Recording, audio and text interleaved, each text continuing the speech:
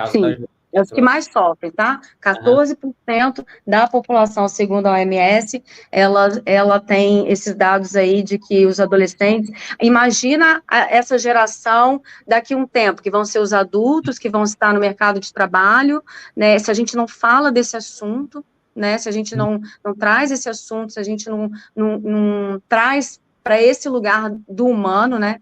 Do senso de humanidade, que todos nós podemos sofrer episódios de depressão, os adolescentes são os mais acometidos. Depois das mulheres. Sim, e quando eu penso sobre o assunto, e só para contextualizar as pessoas que estão chegando aqui, tá? Se você está chegando, já dê um like nessa live aqui, tá? Deixa aqui seu comentário, a gente está aqui de olho em todos, tá? Eu sou o head dessa nossa conversa aqui, mas eu quero escutar daqui a pouco o Ricardo também sobre o assunto, mas só um contexto de tudo isso que você está trazendo, Fernanda, que para mim faz total diferença, é quando eu vejo que essa é uma, podemos chamar de doença, certo? É uma doença mental, uma patologia mental. Por exemplo, eu vejo o caso do Alok, que ele já deixou isso público, né? Ele passou por depressão no começo da adolescência dele, depois, quando ele já era famoso como DJ e tudo mais. A gente tem o caso do Whindersson Nunes, sabe? Esse daí também já declarou, né, o Whindersson Nunes. Exatamente. Então, assim, e toda vez que eu vejo isso, por exemplo, o caso do Alok, no começo da adolescência dele, era exatamente não ver significado, ou tipo, minha vida não faz sentido. E depois é um outro motivo quando ele já está adulto, né? Que já conquistei tudo, não sei mais o que conquistar na vida, a vida perdeu sentido. É um vazio existencial, sabe? Exatamente, o vazio. E o vazio é uma trilha que também vai... se você entra nesse vazio, você perdeu a trilha do seu sentido e propósito. Sim, e aí que vem outra questão que eu quero trazer aqui para essa conversa, né, para incluir o Ricardo nessa conversa, que aqui a gente tem duas pessoas, a gente tem a Fernanda, que ela vai falar com a visão de uma psicóloga aqui para esse tema, e a gente tem o Ricardo, que é o cara que sabe muito de espiritualidade. E eu queria ouvir de você, Ricardo, a espiritualidade, o que você pensa sobre o assunto quando a gente fala de depressão. Muito interessante, né? É algo que as pessoas estão procurando bastante, né? Os trabalhos de equilíbrio, né, energético, a gente vê as pessoas procurando bastante, por exemplo, as terapias holísticas, e a maioria das procuras, quando a gente vai perguntar a causa, é sempre esse tema, né? Depressão é o que ganha, né? Depressão, ansiedade. E ansiedade. Mas depressão vem muito forte, né? A pessoa, você vê, mesmo as pessoas não conseguem, às vezes, pontuar, não sabem nem o que estão sentindo, mas quando você entende um pouco sobre os sintomas da depressão, né?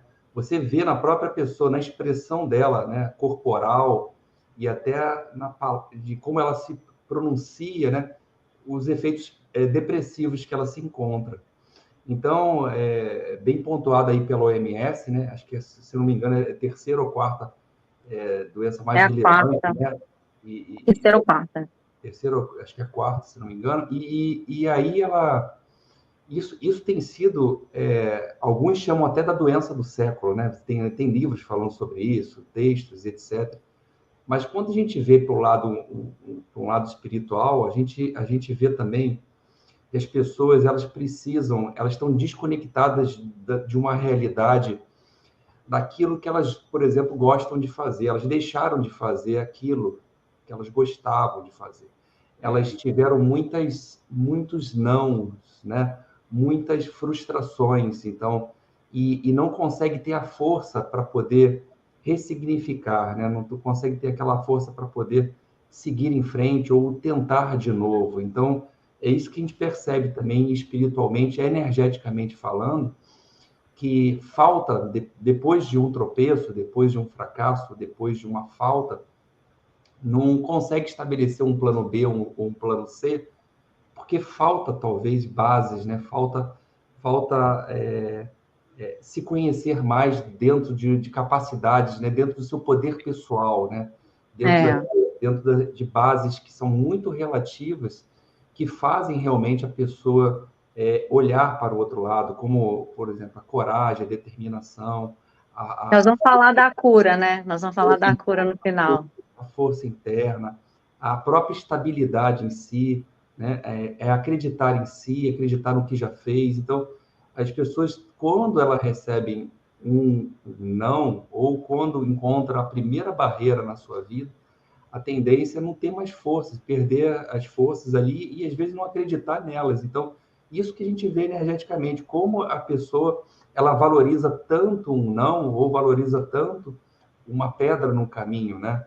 E aquilo acaba travando a pessoa em, vamos botar assim, em situações que ela já carrega, talvez, do meio onde ela vive, ou talvez como ela foi criada, ou o que ela acredita, como talvez uma crença, e aí ela fica emperrada nisso, não consegue seguir em frente, né? Como se fosse, Edivan e Fernanda, como se fosse assim um rio, né? De uma cachoeira que corre serenamente aquelas cachoeiras que a gente costuma ver, as pedras, elas passando pelas pedras, e aquelas águas que ficam nas beiradas, né? Que ficam ali, que vão de alguma forma criar lodo, né?